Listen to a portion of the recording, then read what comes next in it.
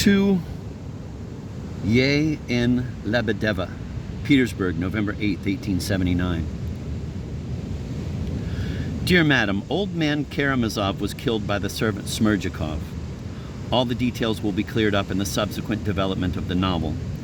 Ivan Fyodorovich participated in the murder only indirectly and remotely, only to the extent that he refrained deliberately from talking Smerdyakov out of it during their conversation before Ivan's departure for Moscow, and from expressing clearly and categorically his disapproval of the contemplated crime, which Ivan Fyodorovich clearly visualized and foresaw.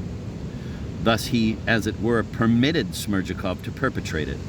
The fact that Smerdyakov absolutely had to have that permission will also become clear later on. Dmitry Fyodorovich is completely innocent of his father's murder.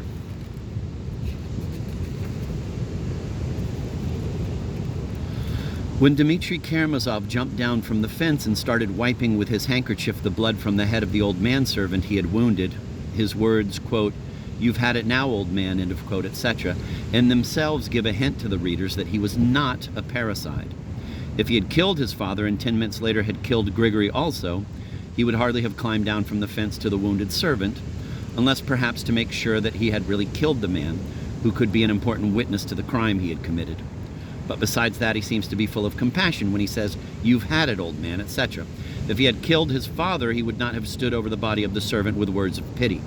It is not only the subject of a novel that is important to the reader, but also a certain understanding of the human soul, psychology, and every author has the right to expect this from his reader. In any case, I am flattered by your interest in my book.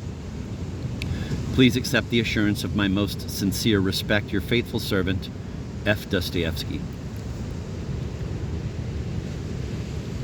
Footnote.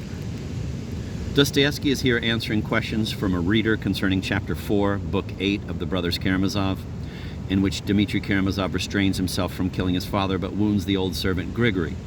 This chapter had been published in the October 1879 issue of the Russian Messenger.